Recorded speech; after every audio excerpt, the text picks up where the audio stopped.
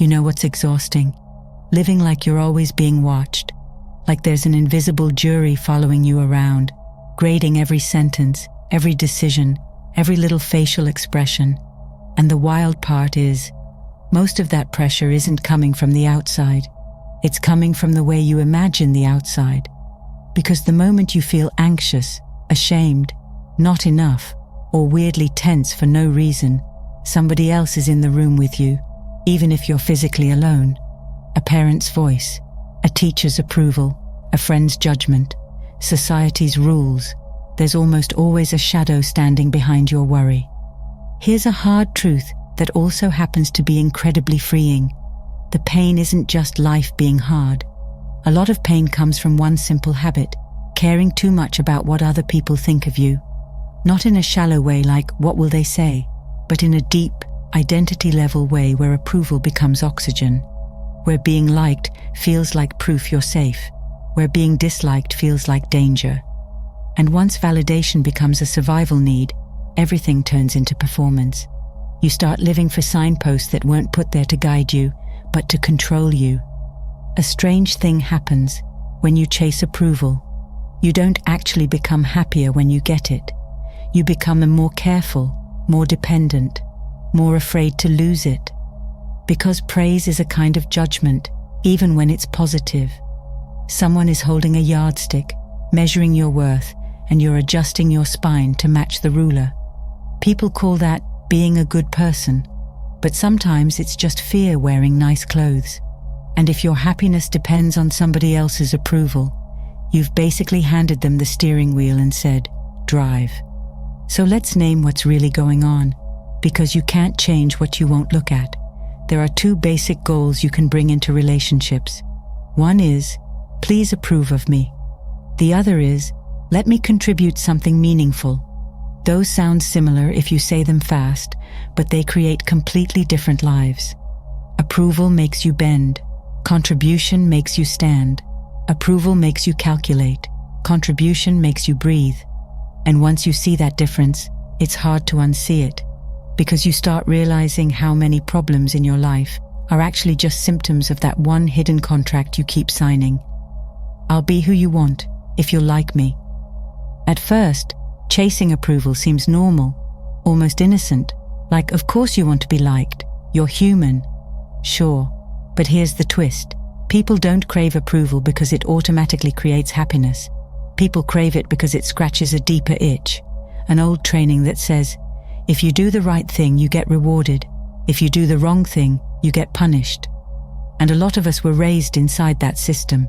Gold stars, praise, criticism, conditional love wrapped up as motivation. So somewhere along the line, your nervous system learned approval equals safety. And once your brain links approval with safety, you start building your whole personality around it. You become the version of yourself that gets the best reaction. You pick the opinions that won't get you rejected. You laugh at jokes you don't even find funny. You shrink parts of yourself that feel too much, because you've learned the cost of being fully real. It's like walking through life carrying a mirror, constantly angling it toward other people, trying to catch their facial expression and decode, am I okay? Am I still accepted? But approval is a brutal thing to chase because it's not fully yours to control. You can do everything right and still be disliked. You can show up, be kind, be loyal, be consistent, and someone will still misunderstand you, judge you, or simply not vibe with you. That's not a flaw in you, that's reality. And when your goal is to be liked by everyone, you've picked an impossible game. It's like trying to hold water in your hands, squeeze tighter, and it escapes faster. So what happens when the approval you want doesn't come? A lot of people don't just try harder, they pivot. They create new goals that protect them from the risk of failing again. One common pivot is giving up, not in an obvious way, but in a subtle emotional way. Fear shows up, self-hatred shows up, anxiety gets louder, and it looks like a mental health issue on the surface. But under the surface, it can be a strategy, a way to avoid stepping into an arena where rejection might happen again. Another pivot is even darker. Something must be wrong with me. Because believing you're flawed can feel safer than facing the uncertainty of other people's reactions.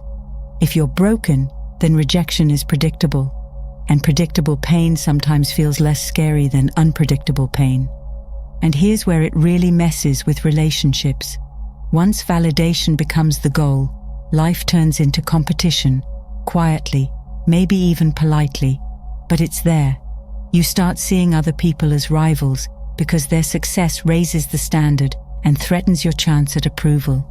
If somebody else shines, you feel dimmer by comparison. If someone gets praised, you feel like you lost something.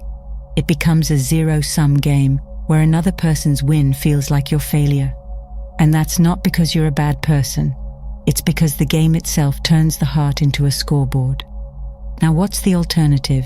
Because it's not just stop caring what people think, like you can flip a switch and suddenly become invincible. Real change doesn't happen through slogans. It happens when you replace the goal. When you stop walking into relationships asking, "Do you approve of me?" and you start walking in asking, "How can I contribute something real here?" Not in a performative way, not as a moral badge, just in a human way, useful, present, sincere. When contribution becomes your goal, something weird and beautiful happens. You start feeling steady, because contribution is something you can actually choose. Approval is a lottery. Contribution is a practice. You can decide what being useful means for your life, because usefulness isn't one size fits all. Sometimes contribution looks like helping someone. Sometimes it looks like telling the truth. Sometimes it looks like not people-pleasing anymore, because you're finally refusing to participate in a fake relationship dynamic. And once you know what matters to you, a lot of the noise starts sounding like noise, the kind you don't have to chase. Now let's be honest for a second, because this is where people get confused. Helping others isn't always selfless, and that's okay. Serving can be something you do because it makes you feel alive, because it fills you up, because it reminds you that you're not just here to be judged, you're here to participate, to be of use.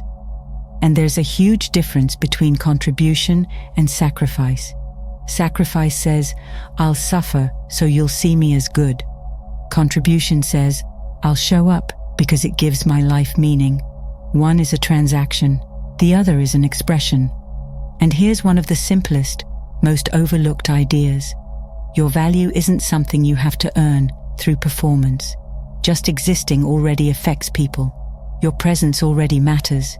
You don't have to be extraordinary to be meaningful. Think about how a calm person can change a room without saying much, or how being around someone who listens deeply can make you feel human again. That's impact. That's value. When you really internalize that, when you feel it in your bones, you stop needing constant recognition because you're no longer starving for proof that you belong. From there, the whole competitive mindset starts to dissolve. You don't need to win against anyone because their success can't steal your worth. You can celebrate other people without secretly panicking. You can support them without feeling smaller. And that's when relationships get lighter, like someone finally opened a window. You stop keeping score. You stop feeling entitled. You stop doing nice things with a hidden invoice attached. Because the moment you stop living by other people's yardsticks, you stop resenting them for not measuring you the way you hoped.